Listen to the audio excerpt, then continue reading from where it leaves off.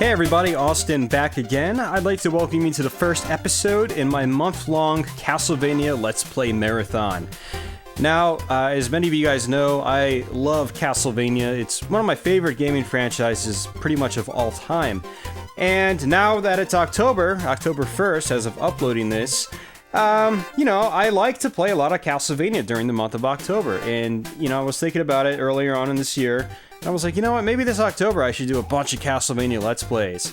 And, as the month got closer, I was, kind of more pumped about the idea, and here we are now. So, I'm actually going to be upping my Let's Play count for this entire month. I'm going to be doing a lot of Castlevania Let's Plays, 6, 7, maybe even 8 of them.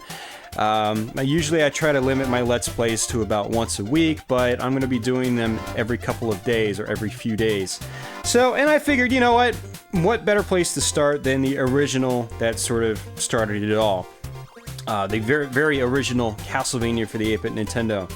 And, this game is an absolute classic. It's, it was sort of ahead of its time. Well, not really ahead of its time, but it was a very unique game when it first came out. And it still holds up very well today, from sort of creepy-esque visuals to a phenomenal soundtrack that still gets covered by video game cover bands today, and just a really fun game overall that is brutal if you don't know what you're doing, but very controllable at the same time. Control as in control of the flow of the game, and once you really know what you're doing, you know the enemy patterns and stuff like that. It's a really solid game through and through, and it's an all-time classic. So, without further delay and further rambling, because again, as you guys know, I will talk all day if I don't start, we'll go ahead and get straight into the game. And straight from the beginning. Now, Castlevania is not a terribly long game, much like other similar platformers at the time. Wait. There's no music. What the hell? There's supposed to be music playing right now, and, is that like a glitch or something, or...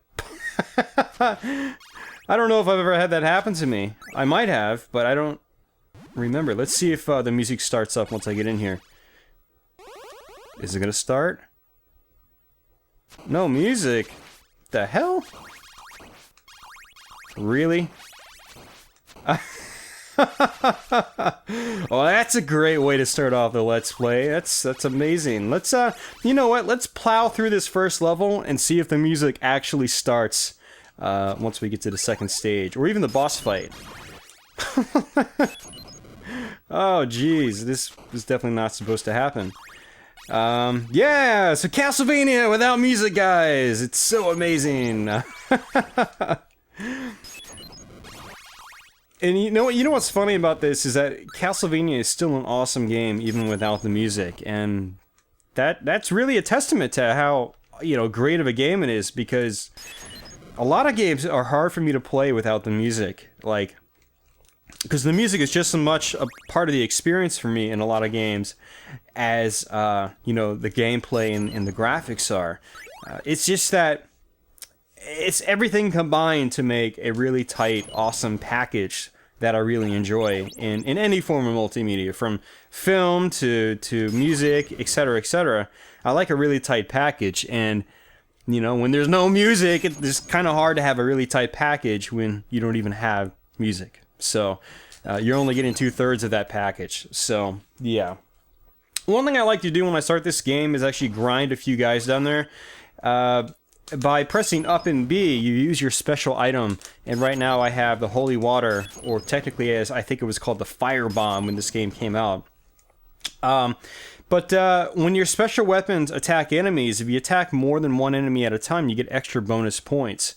So the first enemy, the second enemy you hit will give you 1,000, and the third will give you 2,000. If you can get more, if you can get, say, 4 at a time, you'll get 3,000 plus. So there's actually sort of a reward for comboing enemies in one swoop, which is pretty cool.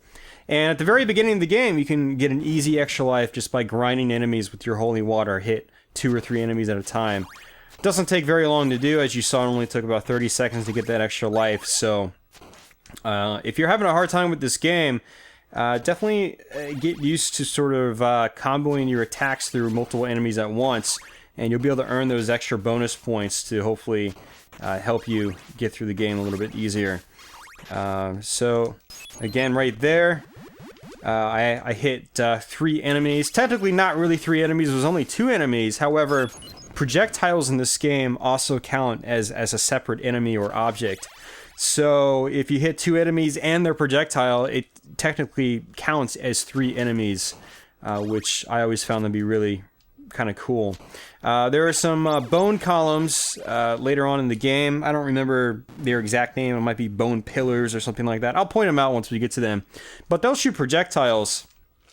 And, you know, at the start of the game, they shoot 2 projectiles at a time. Actually, that might be how they attack the entire game. But, you know, you can hit both their projectiles with, say, the cross or boomerang, and get those easy extra points. You might as well get those points because, again, I mean, you get extra lives in this game through points. Alright, there we go. The music just kicked in. Okay, well that was a really unexpected way to sort of start this this Let's Play series. That was actually pretty funny. I like it. I actually like it when things like that happen because it's not something that you catch on. It's not something that happens a lot, so the percentage of, or the likelihood of you actually catching it on video is kind of slim. So when it happens, it's kind of like, oh, cool. It's, you know, that's kind of in the history books now. You know, you guys can go back and check out that sort of glitch all the way into the future. So yeah, now we've got music. Now my mind's not gonna work right because music's playing in the background. I'm thinking to myself, ooh, tight package. Great game. Okay. Thrown throughout the game are sort of hidden items and talismans and money bags and things like that. One of them is right here.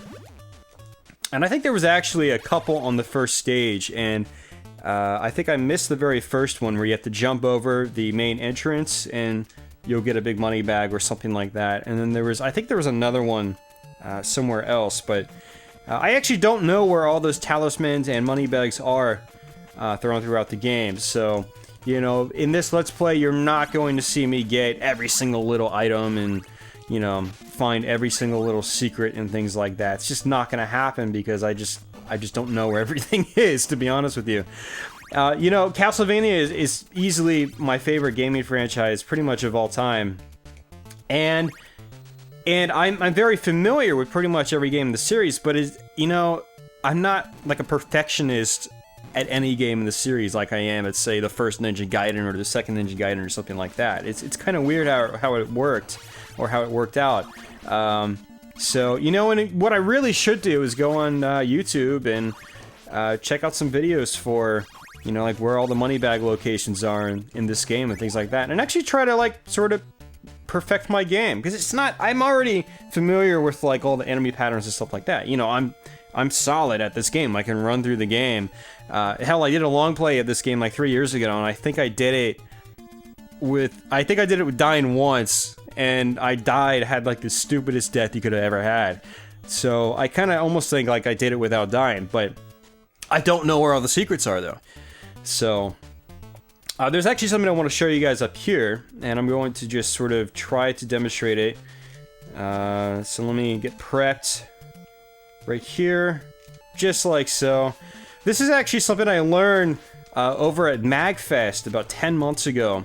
I was watching this band called Bit Brigade, and they are a fantastic video game cover band. And, oh, why did I do that? Oh, that was stupid. I was trying to land on the goddamn platform, and, oh, that was dumb. I wasn't focusing right. But anyway, this band, Bit Brigade, they play really awesome covers of video game songs. And they don't just play 1 or 2 songs at a time. They actually do this, like, really massive medley. And in the background as they're doing this, there's a guy on an actual NES, or he might be doing an emulator or something like that.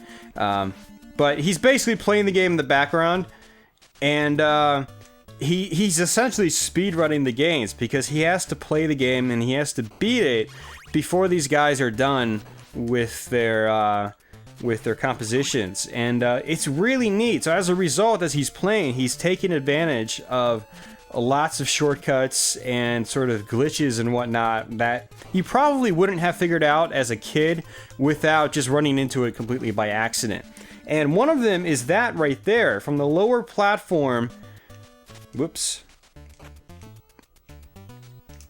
From the lower platform, you can actually jump up, get hit, and the Medusa will propel you into the air, as you saw already twice.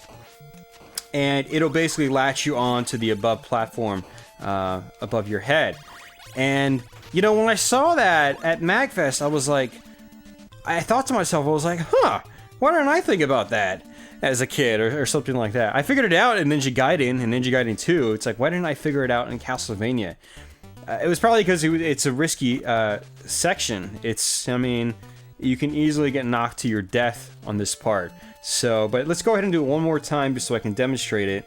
You need to allow the Medusas to sort of hit you while you're, yep, just like that. I don't even have to explain it. You could totally see it. So I saw that through watching a video game cover band. I was like, man, that's cool. I wish I had figured that out or I had known about it previously. I've been playing Castlevania for way too long to not know something like that. So I thought that was really cool. Now that I think about it, I hope those guys come back to MagFest next year because they were pretty freaking sweet. They were an awesome cover band. One of the best I've seen so far. They were very, very good. Excellent musicians from what I can see, like actually phenomenal musicians. They are all very good. And just the fact that there's another guy, basically a member of the band, just there to speedrun the game while they're playing it. He speedruns the game live, you know, and it's really cool. So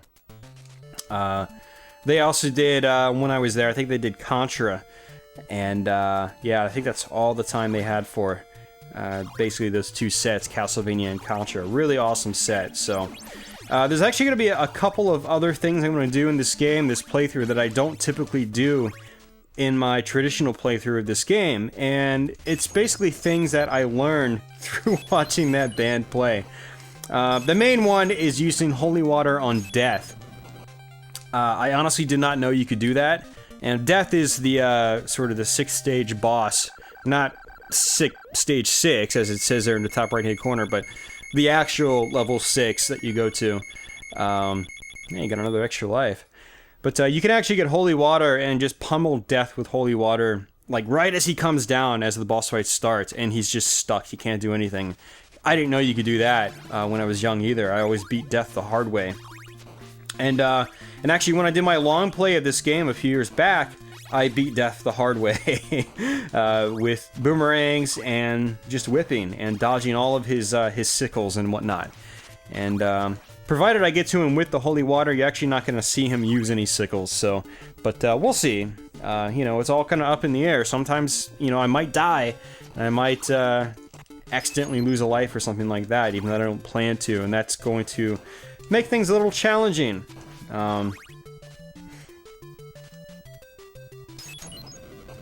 The thing about Castlevania is that when you die, you get started back out at a checkpoint, and unlike, say, Ninja Gaiden, in Castlevania, you have multiple levels to your main attack, your whip, essentially. You start off with a small leather whip, and then on your first power-up you get, it turns into basically a chain whip, and it's still the same size. It's still very short.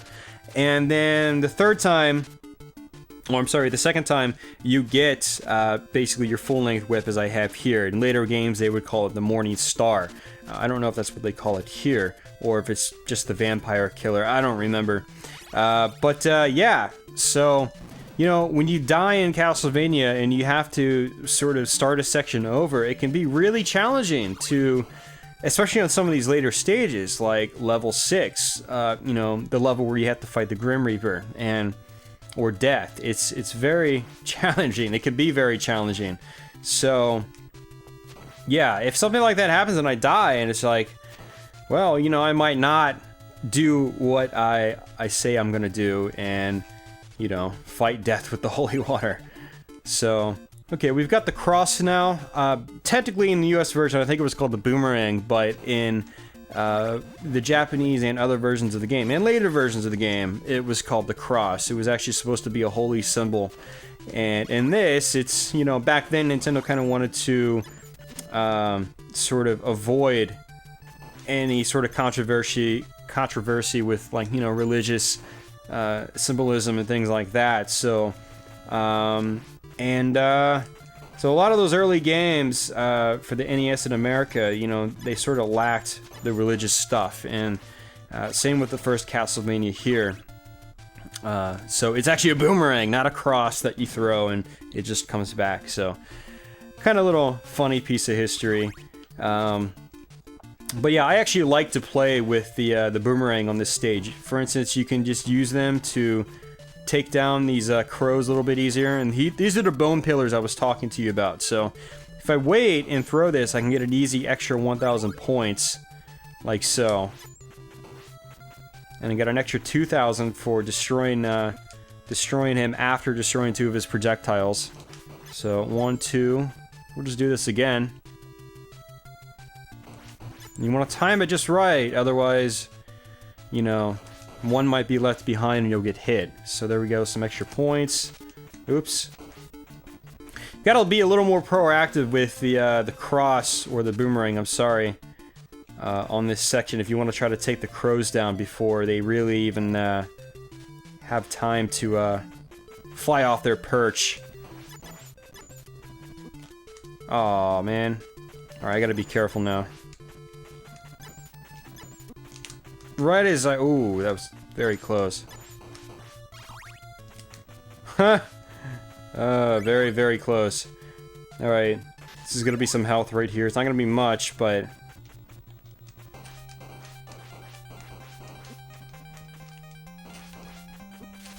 Oh! Oh, I thought I was dead.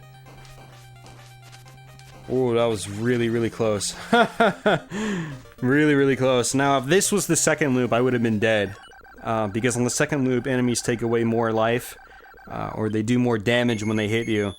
And if I beat this game, I'm not going to be playing through the second loop. I'm going to leave it as is on just the first loop. On my long play I uploaded a few years back, I actually did make a run through the second loop immediately afterwards as well. And if you guys want to see a really, really hard game, go watch that, the second loop of Castlevania on the NES. Very, very, very challenging, especially this level. Oh my god. I think this is actually where I got stuck at on the second loop. Alright, there's going to be a stopwatch right here, and I am going to use it because it's very useful in this this area. But what I kind of want to do is, after this section, is get this holy water, and I'm going to actually try to keep it until Frankenstein, who is the next boss. And this is actually something I didn't usually do back in the day. I would always just try to take either the stopwatch or just sort of man it out without even the holy water and beat Frankenstein, you know, the hard way with just, you know, like the dagger and my whip or something like that. So, but should be smooth sailing for the rest of this stage. It's not a very long stage, but, you know, the first part of the level I think is the hardest portion. This portion isn't so bad. There's a lot of hunchbacks that come flying down, and these sort of harpies or birds that drop them. If they fly low enough, you can sort of just jump up and attack those guys as well. The hunchbacks usually give people a hard time, but really just wait for them to drop and attack. And even if they start bouncing towards you, you know, you don't have to duck to hit them.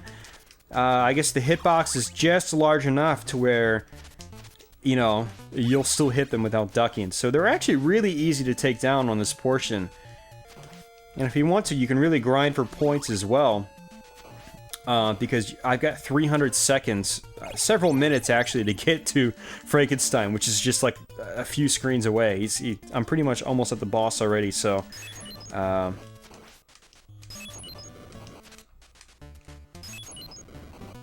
Oops, thought that was hitting him. Oops.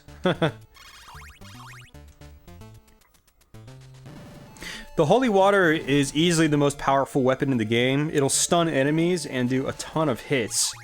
And this candle is actually going to be a dagger, which I do not want.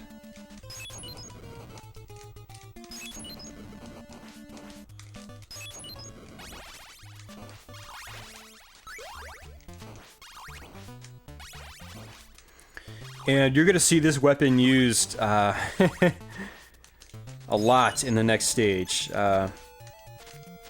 Once the axe armors start appearing, I'm going to be using this a lot, because you can take down the axe armors, which are arguably some of the hardest enemies in the game. You could take them down in one hit with holy water. As long as you connect it with them just right, you will take them down in one hit. Alright, so now we're at Frankenstein. I'm going to just try to pummel him with holy water.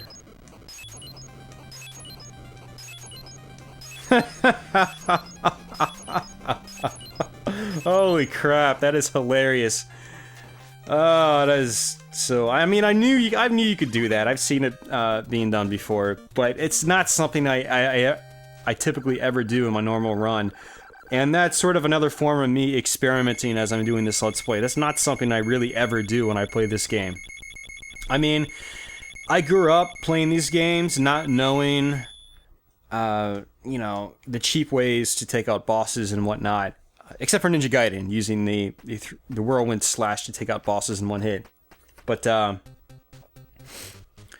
yeah, when I played Castlevania a lot back in the day, I would just whip enemies, I would use the axes, maybe the boomerangs, things like that. Ooh, that sucks. 2 hits already. You know, I would use the more traditional weapons like that seemed a little more obvious to use back in the day. But as it turns out, the holy water is pretty much the best weapon in the game. It is super powerful. And, yeah. So as a result, you can take out bosses really fast. And again, that's not something I did a lot back in the day. I would try to tough it out. And, again, play with axes and boomerangs and sometimes the dagger. So, but on this level, I'm going to actually try to keep the holy water, because I'm going to run into a few axe armor enemies. And again, I'm going to pick those enemies out once I get to them. For those that are familiar with games like Castlevania Symphony of the Night, which I'm sure a lot of the younger gamers will be more familiar with that than this.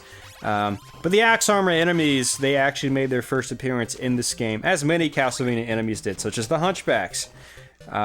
Or I think in Symphony of the Night, they're actually called Fleamen, or the Fleaman.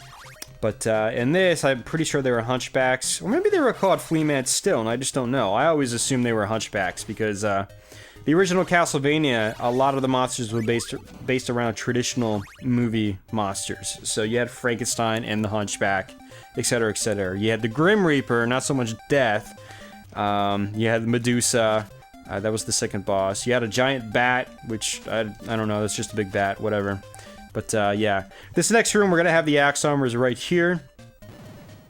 As the door opens. That was always a cool effect. I always liked that. It was something you didn't really see in games back then, so...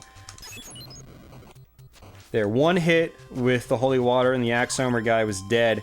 He normally takes a lot of hits with your whip. Like 5, 6, or 7 hits or something like that. So, one good shot with the holy water. We'll take him down. That was not a good shot with the holy water.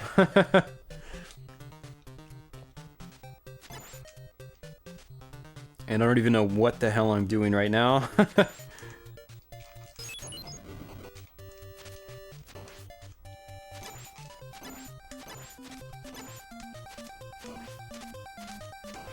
Yeah, they take more than 5, 6, or 7 hits. They might even take like 8 or 9 hits. Crap. But with the holy water, it's just one good hit will take them out. So...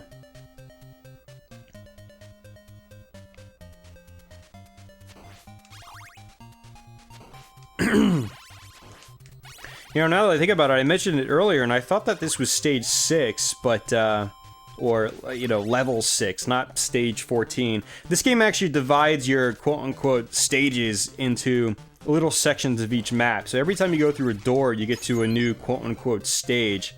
And to me, that's not really a new stage. That's just how the game calculates it. But technically, we're actually only on level 4.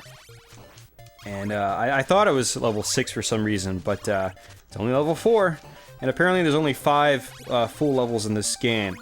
So I miscalculated that earlier today. For some reason I thought it was more than just 5. But here's going to be another hidden item you can get. Money bag. Extra 1,000 points.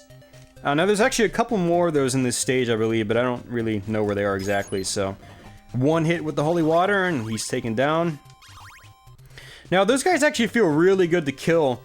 when you're just attacking them with your whip, because it takes a lot more effort and you have to do a little more thinking, like, is he going to throw his axe up or down? Should I duck an attack, or should I stand an attack? So you really have to be on top of your game when you attack those guys with just your whip. Ooh, that was bad. So, I mean, there's definitely a greater degree of satisfaction running through the game without abusing the holy water as I'm doing right now. So, I mean, if you get really familiar with this game, I definitely recommend trying to play it without abusing the holy water. Or just don't use the holy water at all. You know, use the axe or use the boomerang. And the boomerang was actually down in this bottom level, but I decided to pass it up because, again, I want to show you just sort of dominating death, if I can get to him. So, one shot with the holy water, he's gone. And one of these has an axe in it, I believe, and I don't really want an axe right now, so I'm just going to skip all the candles. I've got 83 hearts. Hearts is basically your ammunition for your special items, as such. So, now you see this platform above me? That's where death is going to appear. So what I'm going to do is actually...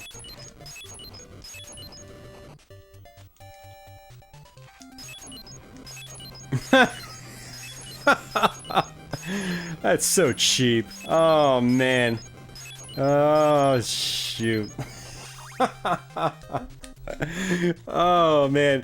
Again, that is not something I knew until I saw Bit Brigade live at MagFest earlier on in the year. And, you know...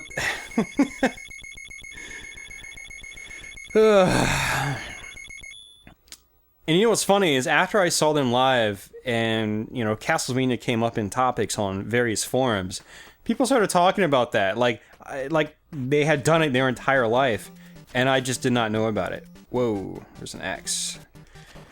And so it was just, I thought that was funny, so...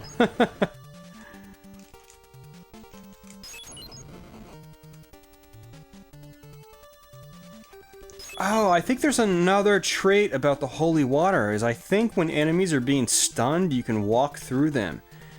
I think that's how it works. I kind of want to test that out now.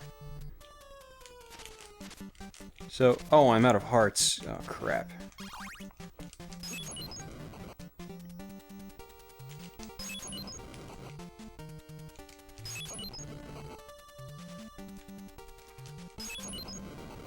Alright, not going to be able to test it on him. He's not being very cooperative. But I think that's another quirk. I think that's what he was doing in the sort of the speedrun video, is using the holy water on enemies and then just walking through the enemies. I think that's what he was doing. I totally forgot about that. Totally forgot about it. I'm going to have to try that out. I'm not going to be able to try it on this stage because pretty much every enemy from here on out dies in one hit. So...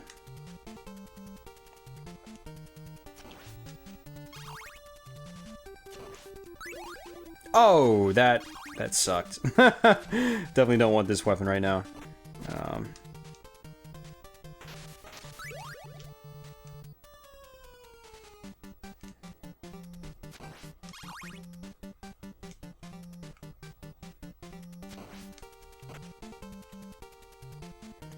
Gotta be very careful in this part. It can be pretty tough.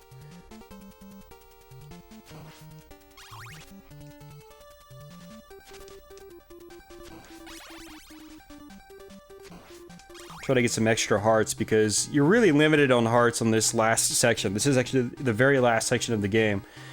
And what I'm going to do is grab...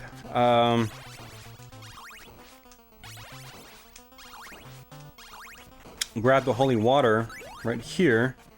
And hopefully be able to take advantage of that on Dracula's second form. Now, Dracula's got a very basic form. He basically opens up his cape and he shoots these 3 fireballs at you. Now, if you jump in the air too early, he'll actually shoot the fireballs up in the screen. So basically what you want to do is wait for him to shoot them out and then jump over them. That way you basically force his fireballs to go straight ahead, which allows you to clear them. If you don't do that, the fireballs will go up and hit you, and getting hit on this part is no good. Especially by the time... You want to have as much health as you can for the second part, because the second part is a little bit trickier, in my opinion. It's just easy to get cornered on the second part, whereas this part is very controllable, as long as Drac doesn't just sort of teleport on top of you, as he already did once. But this part, just, it's a bit of a grind. It's probably my least favorite part in the game, to be honest with you. Just because it's so slow. Because if you die, you've got to do this whole part over again. It's just like, it's the easy part. It's like punishment for failing if you have to do this over and over. It's just like, it's a way to punish you. It's like, if you can't beat the second form, well, beat the first guy over and over again, like 100 times, until you get it right. It's just like, oh man. Alright, now you can actually use the holy water to stun Dracula's second form, as I'm doing right now.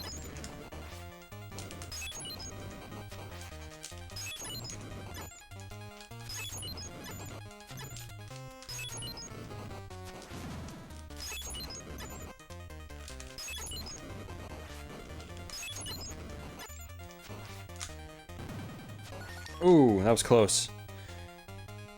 Alright, well that's it guys. We just beat Castlevania. And, yeah, now that I think about it, except for that stupid death where I wasn't paying attention, I think I would have beat this game without dying.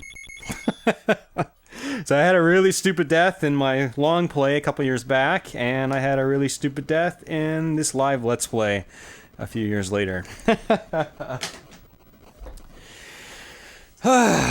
So yeah, I hope you guys enjoyed this video. I'm gonna go ahead and just wrap it up here instead of rambling on like I usually do. Again, this is October, and I'm gonna be doing Castlevania games, Let's Plays, I'm sorry, all of this month.